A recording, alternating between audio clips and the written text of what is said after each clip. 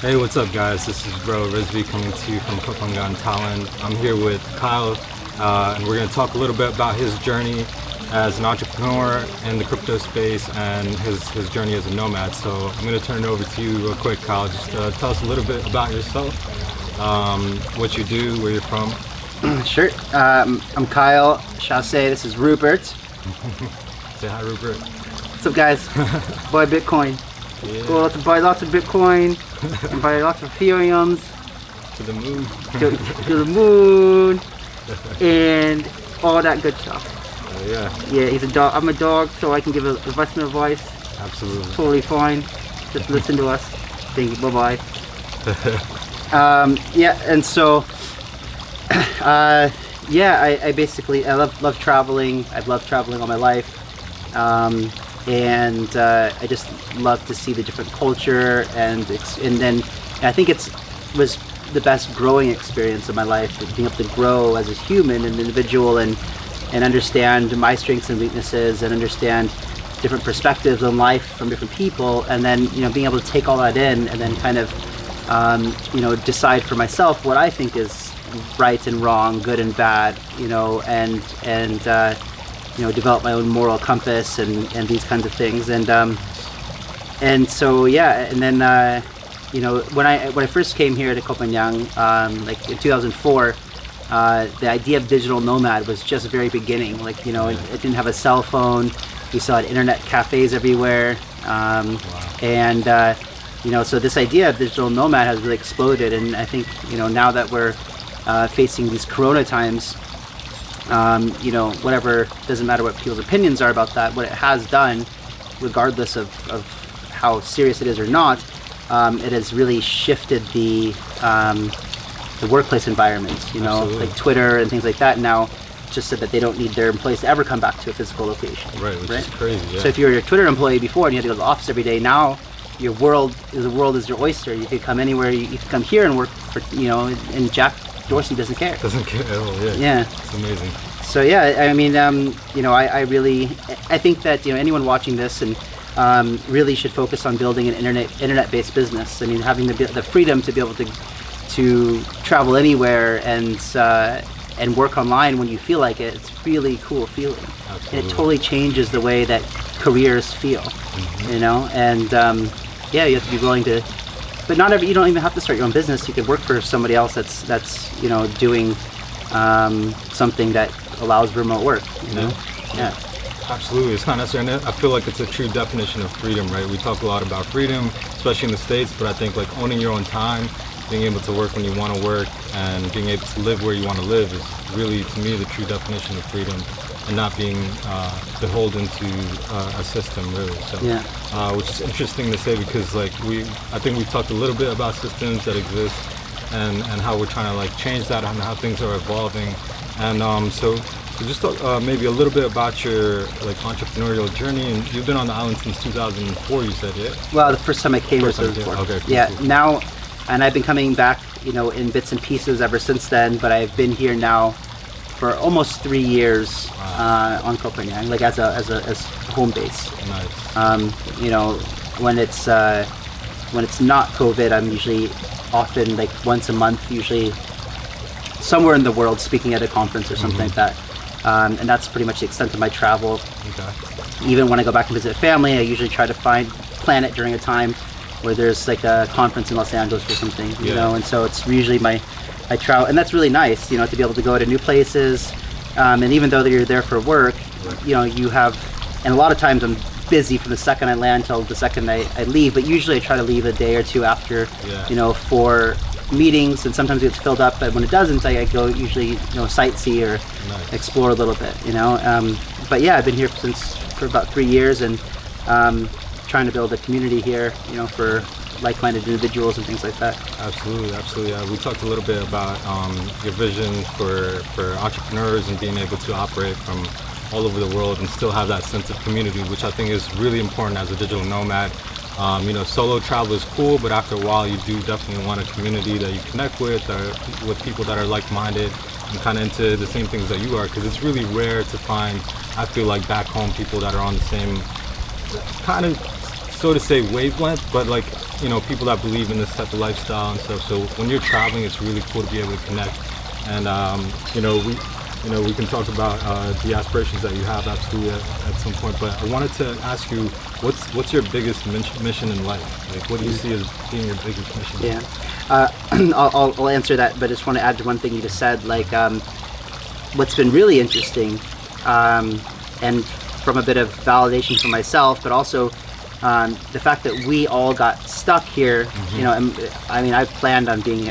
Once I saw people started to lock down borders, I was like, I'm not going anywhere. It's just, I don't want to get stuck anywhere else besides here. Absolutely. But what it has done is, like, we have, like, you and I and our friends, like, we have now been in all these WhatsApp groups, and we all have these friends now in this community that we built on this island from everybody getting stuck here.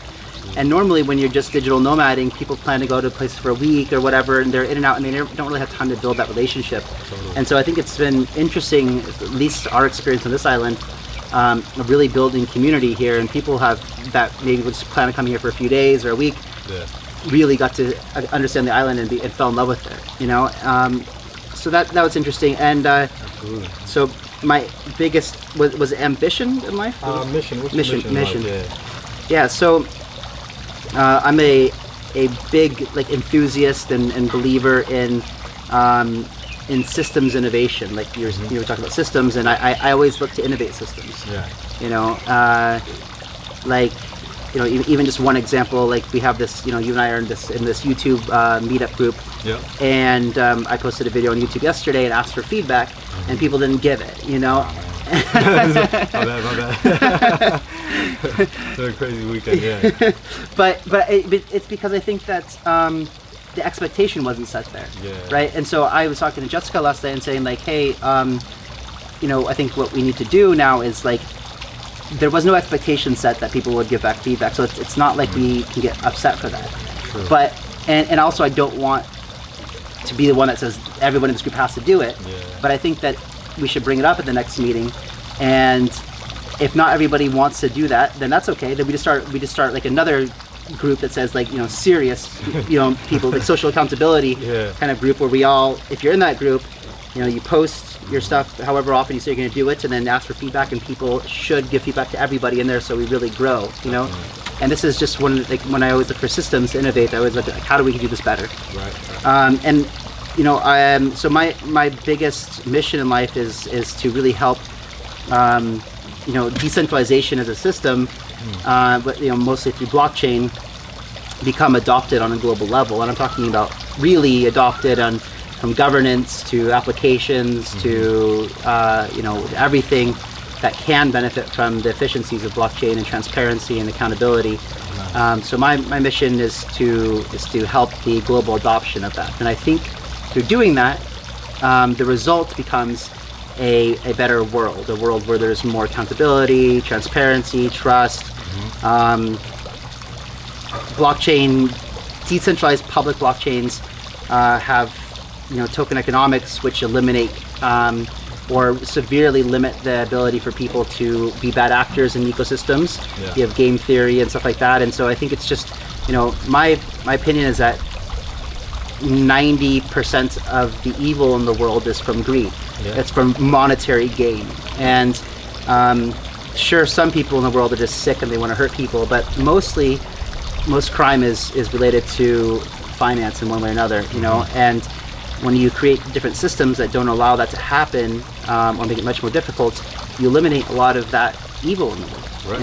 And so that's my biggest mission, is to do everything that I can to help with adoption of these systems. Amazing. No, that's a really worthy goal. Like, I feel like transparency is such an issue these days, in terms of whether it's transparency with banks or social contracts or whatever it might be. So having this amazing technology that we have now with blockchain and being able to apply that really through your various projects, I think is a really ambitious and a goal and meaningful as well, right? Like, I think it really has the potential to change how the world operates on a global level. We've never seen something like this, where you can literally see on the blockchain what's going on.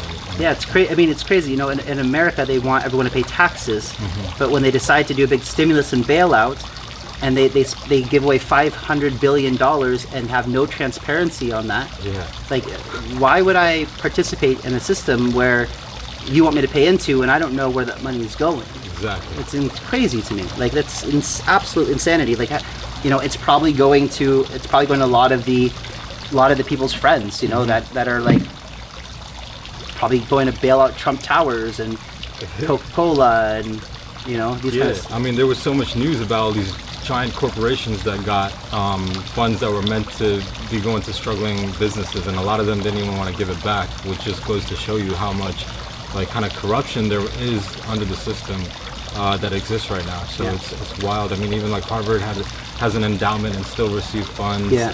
All these corporate franchises that got funds. So I mean, this is something that's like really critical, especially now with this whole situation that's going on. Totally. So how do you see that?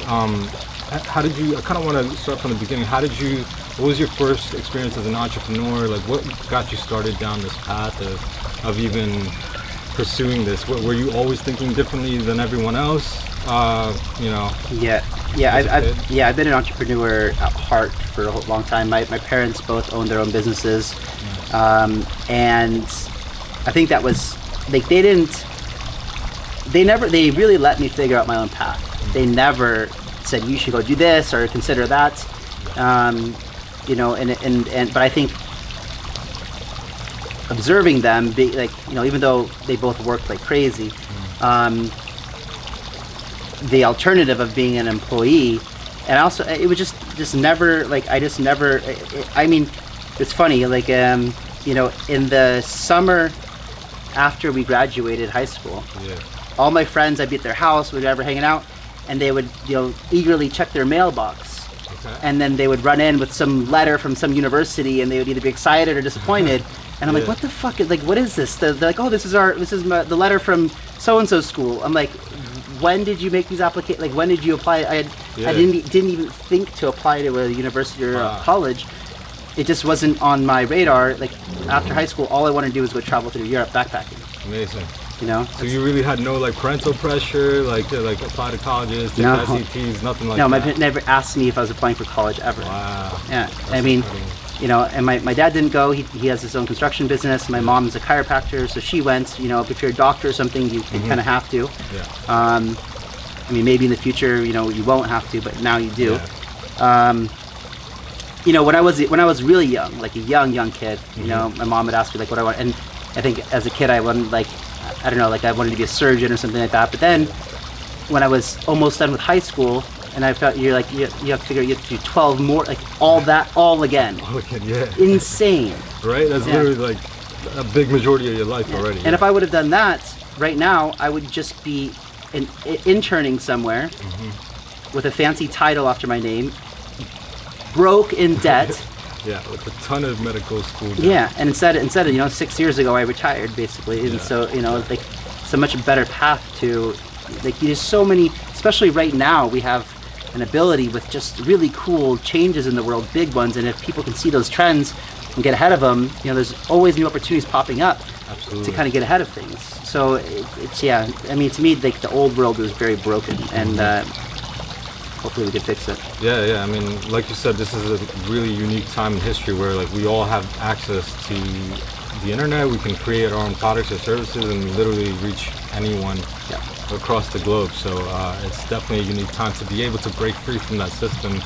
And it's cool that you were able to start that early. And I like the idea that you didn't have that conditioning that we're all society conditions us in one way or another to go to school, get a job. I think it's really cool that your parents didn't kind of do that to you, kind of made your own path. And you said you wanted to go travel in Europe after high school, and that's kind of, I'm assuming that's what you did. You went out. Yeah. Nice. Yeah. I think it's growing up in America, but I had a French mother who Europeans are much more they're much more dedicated to their vacation time. Yeah. They love vacation and it's important to them. And so that was important to my mom, and my favorite time of the year was vacation because I hated school. Kids were mean. Yeah. I was bored, and when I went on vacation, everybody was super nice. Yeah. It's crazy. Like kids were so mean in school, Right. and so nice on vacation. And so like no one ever made fun of me. No one ever. It was just so nice. It's such a big contrast. Yeah. And I think after high school, my dad, like, probably he never really like pushed me to go to college, but it's probably where he would have preferred to have seen me, because he has a very traditional way of thinking. I see. But he would have been fine if I just started my own business or got a job, whatever. What he didn't like at first was the fact that like all the money I had saved, because also when I was a kid, like I mean I was fortunate. My parents gave me money to go do things like the movies or whatever. Yeah.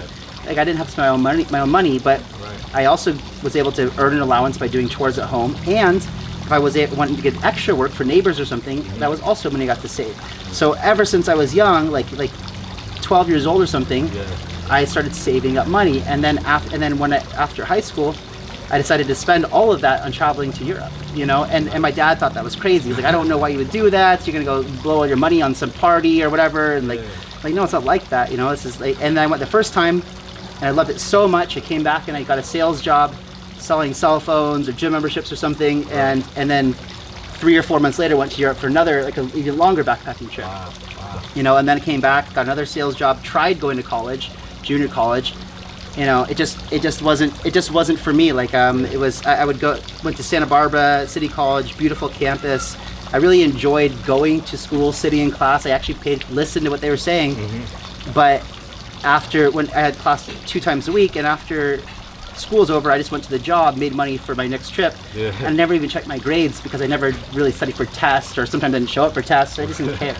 You know. That's awesome. I mean, that's in a way, it's like you were learning for the true reason of learning. Like you wanted to like enjoy the class and enjoy what you were doing, which Yeah. I think is the point of education. Like Yeah. it shouldn't be a chore really for stuff that you'll never use in your life. Right. And you know, most 12-year-olds first wouldn't save up money. Most of them they would probably blow it at the buying random stuff that isn't really useful, but you actually invested it in a way. Like there's a lot worse ways you can spend your money than traveling through Europe. So Yeah. I think Yeah, it was for me. That was like it was so critical for me to grow up. You know, like because again, like when I went through high school, middle school, and being teased and made fun of, like your self-esteem and confidence are very low, and you just don't feel like your own person. You know, like if you're not the cool kid in school, whatever. So. I went to Europe with my friend who was like a very confident person, like very like, and he just kind of showed me how to like build my own confidence, and I got to kind of reinvent myself while I was traveling and come into a new person, and then coming back to America, a totally different changed person, who figured out how to do things on my own, like, get around, you get out of emergencies, get out of situations, like, we were 2 mischievous kids running around Europe, getting in trouble and getting ourselves out of trouble, and just having a lot of fun and learning a lot along the way. Yeah, like I can definitely agree with you. Like you learn so much while traveling. Like every trip you make, I feel like kind of reinvents you. You learn about the reality of the world, you learn about different cultures, how people operate, and like I think it's the best personal growth experience you could give yourself, really. Like better than any book you could read, probably. Like just go into a random country and just kind of see how you operate there. I think that's an amazing way that you were able to kind of take yourself from your high school experience and then delve yourself into like overseas without you didn't know anybody this one person, right? Yeah, but it's interesting, like the 2 trips through Europe with my friend Taylor, and then when the next backpacking trip was through Southeast Asia, and we were both December babies, so we were like the youngest of our class, so we were 17 when we started traveling. He was super broke, I had some money, and then when he turned 18, he got a small inheritance from his grandma, and so I was super broke, then he had some money, and so after a second Europe trip, he was able to come almost immediately to Thailand, and he just kept emailing me like, dude, you gotta come, it's incredible, blah, blah, blah, blah. And so a few months later, I just saved some money, and I came, and I spent all I knew before was traveling with him, backpacking. Wow. But then, before I met up with him down here in Copenhagen, actually, it was the first time I saw him, it was, I had spent already 2 weeks by myself backpacking before I met up with him, and I really enjoyed that different experience, of meeting people, friends, whatever, and then they're like, hey, you want to go to this island tomorrow? Right. Okay, and you don't have to ask your buddy if he wants to go too or whatever, you know, and so we met up and we hung out for a bit, and you know, he thought we were going to continue to travel together, and I was like, man, I just want to stay here for now, like, you know, and then we crossed paths a few times, but it was that time was all by myself. Wow. Yeah, and that was almost a year long. A year-long solo. Wow, that's amazing, man.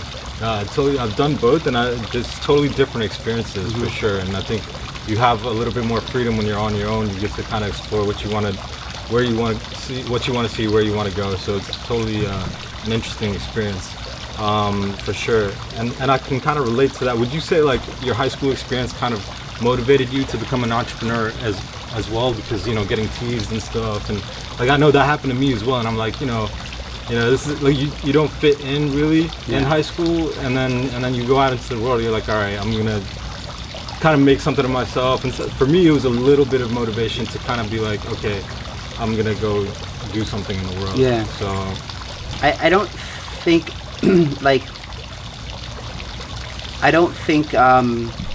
high school had motivation, more vindication in a way. But you know, when I left high school at that time, you know, it wasn't on my radar to be really wealthy. It was more about like, let's go explore the world. Nice. You know, but I always want to start businesses of some sort. Like everything I've ever done has been unique but yeah, no, but it is interesting. Like, you know, it is in a way like nice when you're like a 10-year reunion, or like, you know, you meet someone from back home and they're talking about so and so from high school that was the asshole jock, you know, who picked on you all the time, and he's like, you know, got 3 kids from the high school cheerleader who's now 300 pounds, right, and he's doing construction, and you know, and then they're like, oh, what have you been up to? And I'm like, oh, not much. Not much. Just living life. Yeah. on an island. Yeah. No, I totally get that, man. It's interesting how like a lot of entrepreneurs have like similar backgrounds in that regard. And you know, like with that being said, how did you find out about Bitcoin? If you want to talk about that a little bit. Sure. Yeah. I mean, I think that I found out through Silk Road. You know, like I think a lot of people that are early that maybe admit it or not admit it. You know. But I think that was what put it on the radar for most people. Yeah. You know, and it wasn't even that I was out there buying or selling drugs initially. It was just the fact that this dark web existed. Holy shit, what is that? You know, that just going on it felt illegal. Right, exactly. You know, you're like, what, am I doing something illegal? Like, wow, this is crazy. Google doesn't find, like, what? Yeah. And then then I was just fascinated by the fact that this was operating in like in the real world. Like I couldn't believe that anybody, CIA, DEA, whatever, could just log in and see all these drugs for sale and the illegal services, and how are these people doing this anonymously without, you know, having to so that's how I found out about it. And then it wasn't until 2013 that I engaged in it as more of a, I want to do this. Yeah. Nice. Yeah, I remember hearing about the Silk Road on the news, and like all these news stories were coming out, and I for one was like, oh man, I don't want to mess with the dark web. I don't want to get in trouble or anything like that. But it's kind of, you got to be a little bit adventurous and you know, take that risk, kind of explore those things. So you know, it's cool that you kind of re-engaged after a year or so. And was there a point where you were like, holy crap, like this could change the world? Yeah. So that was WikiLeaks. Okay. Yeah. So like, you know, I've always been like, one of the things that I was like doing before discovering Bitcoin was learning about the corruption and how money works and the Federal Reserve. There was a documentary called Zeitgeist. Did you see it? No. I recommend everybody watch Zeitgeist. And that it's a 3-chapter documentary. The first one is about religion and why they think that is like fabricated or whatever. The second one is 9/11, and the third one is the Federal Reserve. Wow. Wow. And Federal Reserve. And when I found out how money works, I was just like, what? Are you fucking kidding me? Yeah. Wow, that's crazy, because I think everyone just assumes that it's a government that's creating dollars, you know, and it's not, and it's a rigged system. And so like I knew that, and then I also knew that like I never, when I turned 18, last thing I thought about doing was, maybe I thought about it for a second, but then I just decided like to voting. I was like, I'm not going to vote. Yeah. Why would I vote? It makes no sense at all. Like you got two idiots that you don't really like either of them because they're both so extreme. Right. And anyone who's like decently intelligent and independent, they don't stand a chance. Exactly. Plus, I'm from California, so it's a democratic state no matter what. So it doesn't matter at all. But even if I lived in a swing state, I still wouldn't vote because it doesn't matter. Nothing ever matters, because I'm not looking at, you know, do I get a little bit cheaper medical insurance? Right. Because what does that do for everybody, right? Nothing. None of that changes the fact that the world is still super fucked up. Yeah. You know, half of the world is still struggling to find out where their next meal is going to come from and putting a roof over their head. Absolutely. You know, and so this is the things that I care about. But you know, I always felt super powerless. I didn't vote. You know, like, but then I saw WikiLeaks doing something incredible, like leaking a bunch of embarrassing documents that should be leaked. And then I saw the response from the powers that be, you know, trying to shut down the payment gateways to them. So PayPal, Visa, MasterCard, Venmo, everything just said nope, like no more donations to WikiLeaks. Yep, I remember when that happened. It was crazy. Yeah, and then someone's like, psst, try Bitcoin. And then they're like, now accepting Bitcoin, and boom, money flowed in again. And like, holy shit. Yeah, it's really working. Wow, like that, like we just circumvented what has always gotten in the way of being able to do a revolution. You know, and I think peer to peer without third party is the way that the world changes. You know. Absolutely. And so now, do you have high hopes that eventually Bitcoin will break the system? And how do you see the dollar in the current situation? I know we talked a little bit about this with everything that's going on with the markets. Do you feel like the dollar is going to eventually collapse and Bitcoin will take over, or some other crypto? I think that eventually the dollar will collapse. Maybe. There's also this dollar milkshake theory where the dollar just gets stronger and stronger, and every other currency collapses in the world. Because right now there's such a big demand for dollars. Everyone who's their own current, because we can still, like America can still print money, and people still want the dollar, so there's continuous demand for it. Whereas if all the other countries that are smaller that don't have a world reserve currency, they don't have the liberty to just keep printing, because if they do, it really inflates their dollar or their currency, and spending power goes way down. So I don't know if the US dollars, a month ago I would have told you, yeah, I think it's going to collapse very soon, but then I heard this theory, and I think that makes somewhat of sense. Yeah. It's unfortunate for a lot of people in the world, and eventually it'll make the US so expensive to everybody else that our exports will completely die off.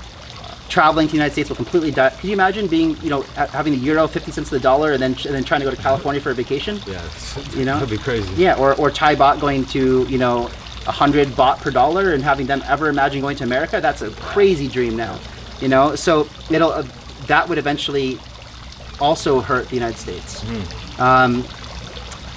But I don't think the dollar has to fail for Bitcoin to become successful. You know, they can both operate. I think that what we're going to see is hopefully the ability for people to choose which system they choose to participate in. You know, some people love rules, regulations, security, and they will be perfectly happy paying taxes and living in a world where they pay taxes and they earn their income and they have free healthcare, right, and they have pension funds, 401ks, and, you know, government's protection. And then there's other people who think that that's too much, and that they want to participate in a more open and free society where, you know, you have to, if you get sick, you have to pay for it, but then you don't have to pay as many taxes, you know, or whatever. And so I think like Bitcoin is the first example of this other alternative system we can participate in. Yeah. Now, this is going to get into, like, Bitcoin is just the first thing. Finance or currency or money, that's just the first use case for it. But we can also do that in governments, government systems, voting. You can do that with the way that you run the system of a democracy or whatever. Sure. You can do that with a decentralized version of Uber versus Uber. You know, like, so people are going to have the option of, you know, something being maybe a little bit more user friendly and having customer service and things like that, like Uber with, but who the fuck calls 800 Uber for customer service? Right. Nobody. No one, yeah. Right? So, Absolutely. but there's things that, you know, like my goal is to increase the world that is by choice, you know, the one that's open, public, decentralized, transparent, Yeah. things like that. I want to experiment with that model. Absolutely, I totally agree with that. I think that's where things are heading and where things should be heading in the future, right? Because eventually, like, better technology wins out. It's like when the internet was starting off. Sorry, let me just the screen. When the internet was just coming out, like, people didn't even think that, you know, it would the yellow pages would disappear, or, you know, and eventually better technology takes over. So if you have something like blockchain, it will eventually, I think, take over. People did stop using taxis as much when Uber came out, and, you know, I think that's just the natural way things go, you know. Yeah. People thought that cars were a terrible idea when they came out. You know, Right. they thought they would scare the horses, and that they would make the roads dangerous and this and that, and they try to put like a 4-mile-per-hour speed limit on cars initially, and Exactly. then just, you know, the better thing wins over time. You know, the thing that people is more effective, more efficient, and you know, everybody, like, you know, the post office thought email was a terrible idea. You know, like, everyone just, everything that comes that's very disruptive is going to intimidate whatever it threatens. And it even happened with older technologies, like the fax machine when it first came out. There were people that were like, oh, no one's going to use this, and then, you know, went into every office space in the world. Someone the other day, who was it? Like, I was somewhere, and someone was talking about something they had to do with government for a license or something. They're like, yeah, then we just have to fax over. I'm like, oh, I think it was a French consulate. Oh, yeah? Actually, I went to go get my new passport, and they're like, yeah, like, we have to do a fax machine. I'm like, what did you just say? What? Did you say you faxed something? That still exists? Like, what? Crazy. People still fax each other? I know. Every time I come across that scenario, it just blows my mind that people still request faxes. Fax machine. Holy shit, that's like saying, let me beep you or page you real quick. Exactly, man. It's mind blowing, but people will catch up eventually, I guess. Yeah, maybe. We'll see. So Kyle, you've been in the space, you've been in the crypto space, you've been an entrepreneur, you have all these projects, and you kind of see, like, this macro view of how things are, right? So how do you see, like, what's the best way, in your opinion, for entrepreneurs, digital nomads to protect themselves in the coming years with the situation? I know we talked a little bit about starting online businesses, but how do you see things playing out in a way? Protect themselves from what? The system that currently exists, would you recommend them buying into some crypto, putting a little bit of their portfolio into crypto? And the economic global situation too, maybe. Yeah. Like, well, you know, you really need to learn what your options are as a digital nomad. Like, you know, the world, we've got borders, unfortunately, and I mean, whatever. Like, I don't know exactly how I feel about that, but you know, you can look at things like nomad capitalist or flag theory, you know, where you can find out, you know, where you can take advantage of different tax situations. Yeah. You know, like, don't think it because you're born somewhere, that's the tax system that you always have to pay into. Sure. You know, if you're never in that country, why would you pay taxes to that country? Like, you're not using their road services or anything like that. And there's a lot of ways you can get around that. So, like, learn about that. Learn about setting up a company somewhere that, you know, like, for example, I'm from America, and America has a lot of double taxation agreements with a lot of countries, where it means if you tax to this country, you don't have to be taxed back home. Like, I mean, I'm a huge, I got rid of all of my fiats and put it into Bitcoin in 2013. And so I am, you know, if you ask me, I'm not conservative like most people who give advice. Most people, the common advice from like portfolio managers and CNBC, whoever's giving advice for, they'll say put 1 to 5% of your portfolio into crypto as a hedge. Again, if that's what you want to do, that's what you want to do. Fine. I just think that like crypto is one of the most fascinating opportunities in our lifetime. It is. I think it is. Nothing else in the past 10 years has outperformed, what Bitcoin has done. And I think it's just the beginning. So I think it's a lot of room for growth still. Plus the industry is really fascinating and a lot of fun to be in. Like it's a bunch of young, not all young, but like between 18 to the average maybe 45, and then you've got some older people in there too. But everyone's super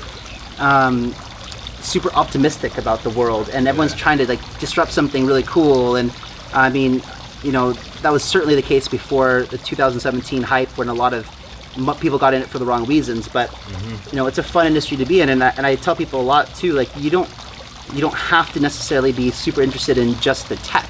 Yeah. You can like crypto has a community. It has a culture. Yeah. And so if you like to throw parties, like organize a conference. Right. If you're an artist, like make some crypto art. And why this is interesting is because it's such a new industry that it's not saturated yet. If you're an attorney, traditionally you come out of law school, you got tons of debt, and then you have to go start out being someone's bottom bitch, like for a while before you then you earn a promotion to like associate or something, and then you got to do that forever, and then you become a junior associate. Okay, now you're making a little bit of money. Maybe you're starting to pay back all of your student loans, but you're already 40 years old, whatever. By the time you're 45, 50, then you become partner at a law firm. Now you're making good money, $250,000, $500,000 a year, whatever, maybe more. And so, but now you're old, and you're probably stressed out, and becoming partner involves a lot more stress, responsibility, and work. And so this path of a lawyer is crazy. But if you just graduated law school and then you went to a crypto conference and you just passed your card and said, I'm a crypto attorney, boom, tons of business. You can start your own firm. Exactly. Because there's not a lot of them out there.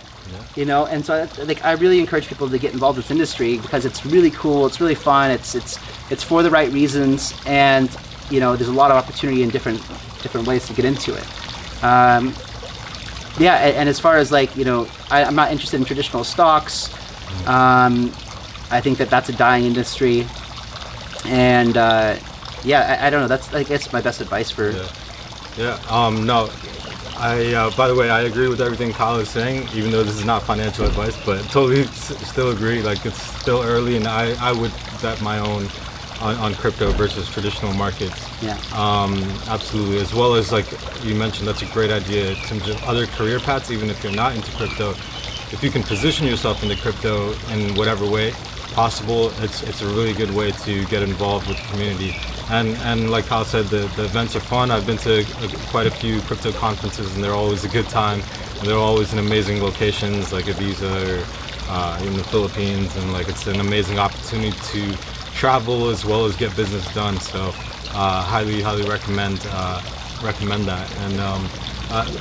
And going with what you said in terms of being in the markets and traditional markets versus crypto markets, I know a lot of people got involved with trading in crypto when the 2017 hype happened, and I know you have some opinions about that, about trading when it comes to crypto. Do you have any what's your particular take on that? So I don't really I don't like to trade. I'm an investor, and I believe in I think trading is just stressful. And from what I understand, 90 something percent of traders don't make money. And so you have to really become very good and probably very lucky in order to start to make money doing trading. So unless you want to make it a full-time job, and it's probably an expensive thing to learn, and it's probably very stressful, why would you do it? Most people who are just buying and holding are outperforming people who trade. Sure. Most people. And I think that there's plenty, before crypto, it was incredibly difficult for anyone who wasn't rich to make more than 1% a year on any type of investment. Yeah. 3 max, you know. And now, you know, I think like, I don't know what it is, like Bitcoin is making, I don't know, it's like 200 and something percent a year on average, more than that, you know. So it's just, that should, I mean, in my opinion, that should be just the way that most people go. Like if you think trading is going to be something that you enjoy doing and you want to become really good at it, sure, go for it, you know. But if it's not something that you want to dedicate yourself to, I would say stay away from that. Yeah, because like I said, it is a lot of stress. It is going to involve losing some money because no one comes out of the gates being an amazing trader and wins on every trade. So it's definitely one of the best opportunities in terms of buy and hold that you could ask for, because you don't get that type of return in the regular markets. I mean, you know, you're lucky if you average out 7-8% over time, right? And that's, you know, and 7-8% is usually, I mean, like when I was in commercial real estate, you know, I mean, people who are putting millions of dollars into a property are expecting to get 6 to 10% a year. Right. 6 to 10%, and you have to be rich to do that. Yeah. If you're not rich, you're lucky. Like I said, you're lucky to get 3% on some type of investment. Yep. You know, so now you don't have to be rich in order to put $10 into Bitcoin and have that $10 turn into $10,000 in a few years. Exactly. You know. Exactly. And a lot of people don't know that they can buy a portion of a Bitcoin versus having to buy an entire Bitcoin. Yeah. Right? Like, that's a big deal. Like you can still buy Bitcoin even though you don't have $8,000 or $10,000 lying around. Yeah, so 1 millionth of it. You can. That's the great thing about it, right? You can just buy fractions of it and consider that an investment. Or, like I said, the best way to do is just to put a little bit from your monthly income. Don't even look at it. Have it automatically invested, and just forget about it. I think that's one of the better strategies to go about it. Yeah. Well, speaking about that, like in terms of, I know you're involved with exchanges and stuff. Is that something? How do you see that, the future of that? Do you see your projects involved in that? If you want to speak on your own projects, you're free to do so. And where you see the future of exchanges and banks? Yeah, it's that's interesting. Like you know, what we're seeing in exchanges is a lot of people are using them as banks. You know, like a lot of people just choose to keep their assets in an exchange, which is not the best thing to do. Not your keys, not your crypto. Exactly. But that is happening, and but that's an entirely different issue. We're involved with a lot of exchanges. We have a project called Crypto Exchange Alliance, and really what we're trying to do is democratize the exchange space by creating an alliance of exchanges, because right now it's a new industry, and once Binance saw success, everybody else wanted to replicate that model.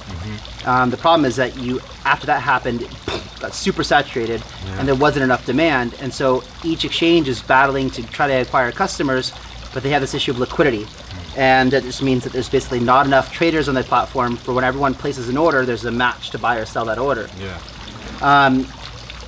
The most efficient exchange in the world is the one that has the most liquidity or the most traders who are active on that platform. So what we're trying to do is recreate the most efficient exchange in the world by aggregating all of the exchanges in our alliance to create the most, where if I go to your exchange and it's brand new and you're part of CEA's alliance, you know, I can go and place an order, it's going to get filled right away. Which means that you're going to retain me as a customer. If you've got a nice user interface, nice customer service, good fees, and that's important. If we didn't exist, what would likely happen is you would see a massive consolidation of exchanges. Because they just wouldn't survive, and you would have a situation that's very much like today, where only the biggest survive, and they become monopolistic in a way, and they don't have competition. So what's their incentive to make a better UX UI? What's their incentive to make better customer service? What's their incentive to offer better trading fees? What's their incentive to be better businesses?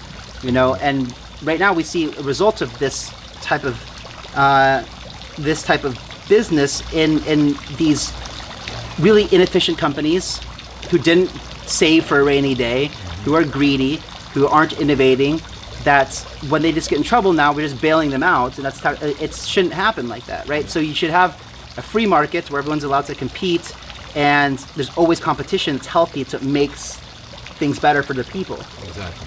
And so this is really the goal of Crypto Exchange Alliance, is really to allow, because liquidity is such a big barrier to entry for exchanges. If I want to open an exchange today, I'm going to have to spend millions of dollars on market making my own exchange, which is just basically hiring a firm to trade on my exchange all day long so that other people can come on and have the trades be filled. Oh, yeah. And then I have to spend a couple more $1 million on marketing to bring customers at the same time. So you have to spend $5-10 million on getting exchange up and running. Right. And then hopefully after you spend all that capital, maybe you have enough, but probably still not have enough native counterparty liquidity in order for that to be a self-sustaining exchange. So it's very expensive. And barrier to entry is very high, and if we exist, then barrier to entry becomes significantly lower. Wow. I mean, it's really solving a critical problem in the space, right? And it's really supposed to be a democratized system, being crypto, and you're seeing that monopolistic nature with the exchanges, the few exchanges that are running the show, and the rest of them are not able to compete. So this, I think, solves like a lot of problems. The alliance, and it's kind of a win-win situation for everybody. Yeah, and it's not just, and we're not just focused on crypto only. Like we believe that all assets that are tradable are going to be eventually turned into a digital token, security token, and traded on security token exchanges.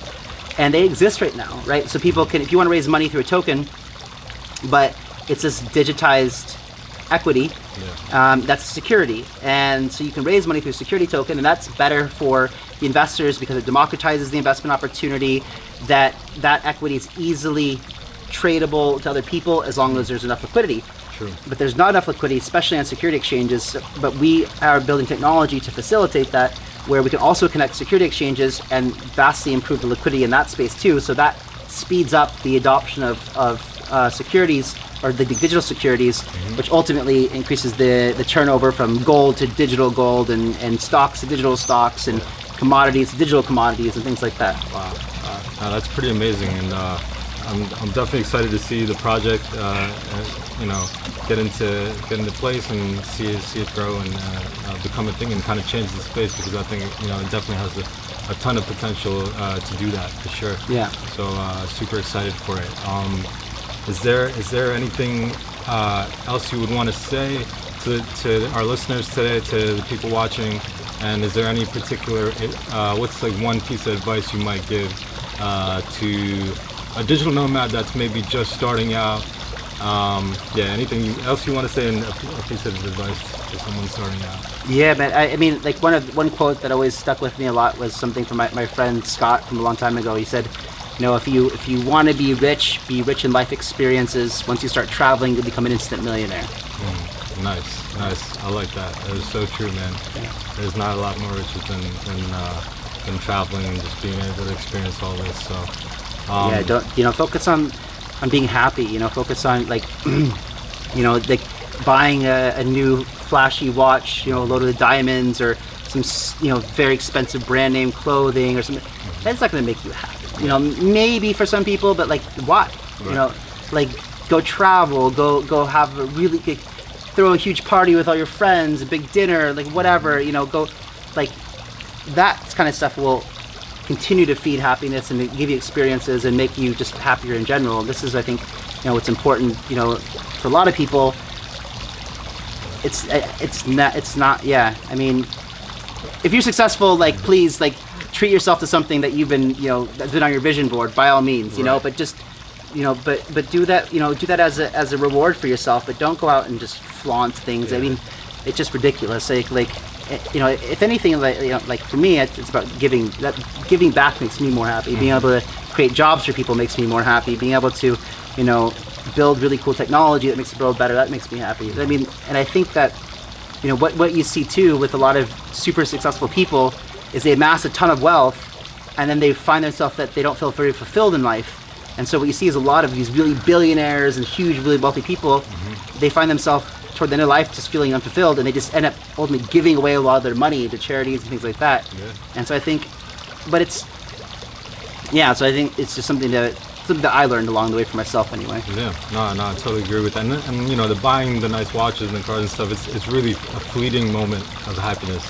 You know, you'll feel good for like a little bit, but then you'll be like, okay, that was cool. Now what, right? Like, and I think it also goes back to what you mentioned earlier, like throwing dinners with all your friends and community is like really what it comes down to, right? Like who are you hanging out with, your experiences. That's what you're gonna remember, and that's what you're gonna cherish. Like towards the end of your life, you're gonna be like, okay, I did that, I got to do that, and ultimately being happier is also gonna lead you to being more successful. Like I believe that, you know. Like ultimately, if you come from that place, you're able to do a lot more. So, totally agree with you on that, man. Yeah, no, thank you so much, Kyle. I really appreciate you taking the time to do this interview and talk. Be on the show. It's been a real eye-opening experience to learn more about you know, your story and how you've come up, and you know, your thoughts and beliefs on digital entrepreneurship and being a nomad and travel. So it's been really awesome. So thank you, Kyle. Everybody, you know, check out Kyle's stuff. I mean, he's got his own YouTube channel, so feel free to shout that out. Yeah, it's my name, Kyle, Chasse, Chasse. Yeah, awesome. Thanks a lot, bro. I really appreciate it. Good talking to you.